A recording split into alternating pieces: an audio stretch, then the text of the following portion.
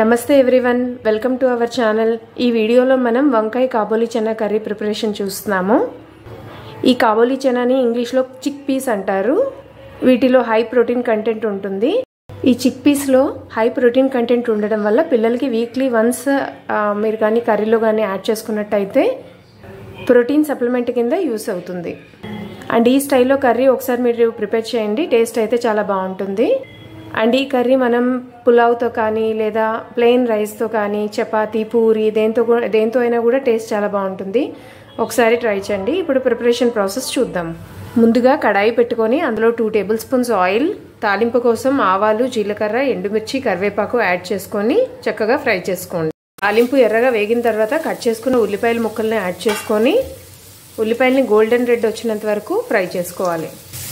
And ఇదే స్టేజ్లో curry gravy కోసం కొద్దిగా పచ్చి కొబ్బరి, 12 నుంచి 14 వెల్లుల్లి, 1-2 టమాటా పీసెస్, చిన్న అల్లం ముక్క యాడ్ చేసుకొని ఫైన్ పేస్ట్ కింద రెడీ చేసుకోవాలి.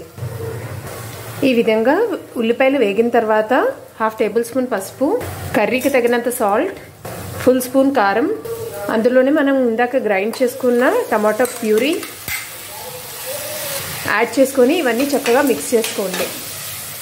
కడాయిలోంచి వన్స్ ఆయిల్ సెపరేట్ అయిన తర్వాత కాబోలి శనగల్ని ఇందులో యాడ్ చేసుకోవాలి. కాబోలి శనగల్ని మనం 5 అవర్స్ నానబెట్టుకొని తర్వాత కుక్కర్లో పెట్టుకొని బాయిల్ చేసుకున్న తర్వాత ఇందులో యాడ్ చేసుకుంటున్నామండి కర్రీలో. ఇక్కడ మనం 250 గ్రామ్స్ శనగల్ని వాడుతున్నాము. కాబోలి శనగలకు 2 మినిట్స్ ఫ్రై అయిన తర్వాత 300 గ్రామ్స్ వంకాయల్ని ఈ విధంగా క్యూబ్స్ లాగా కట్ చేసుకొని యాడ్ చేసుకోవాలి. తర్వాత ఇవన్నీ ఒకసారి మిక్స్ చేసుకోండి. ఈ కర్రీలో మీరు వంకాయలు 1/2 kg ఉంటే యాడ్ చేసుకోవచ్చు అండి. నాకు 300 గ్రామ్స్ ఉన్నాయి కాబట్టి నేను అంతే యాడ్ చేసుకున్నాను.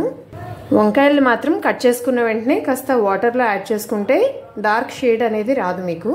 మిక్స్ చేసుకున్న తర్వాత ఫ్లేమ్ హైలో టర్న్ చేసుకొని కన్సిస్టెన్సీకి అకార్డింగ్గా వాటర్ని యాడ్ చేసుకోవాలి. ఇదే స్టేజ్లో కట్ చేసుకున్న ఒక 2 పచ్చిమిర్చిని యాడ్ చేసుకోండి. పచ్చిమిర్చిని యాడ్ చేసుకున్న తర్వాత ఒకసారి అన్నిటిని మిక్స్ చేసుకొని ఫ్లేమ్ హైకి టర్న్ చేసుకొని వాటర్ని బాయిల్ అవ్వనివ్వండి. వాటర్ ఈ విధంగా రోలింగ్ బాయిలింగ్ అవుతున్నప్పుడు ఫ్లేమ్ మీడియంలోకి టర్న్ చేసుకొని మూత పెట్టుకొని వంకాయలను అయితే మగ్గనివ్వాలి. మధ్య మధ్యలో మూత తీసి కర్రీని మిక్స్ చేసుకుంటూ ఉండాలి. కర్రీ కన్సిస్టెన్సీ ఈ స్టేజ్లో ఉన్నప్పుడు కొత్తిమీరతో గార్నిష్ చేసుకొని స్టవ్ ఇంకా ఆఫ్ చేసుకోవచ్చు. ఇంతే అండి వంకాయ కాబోలి చనా కర్రీ ప్రిపరేషన్. ఈ కర్రీ రైస్తో కానీ రోటీతో కానీ లేదంటే పూరీతో కూడా చాలా బాగుంటుంది. ఒకసారి ఈ విధంగా మీరు కూడా ట్రై చేయండి.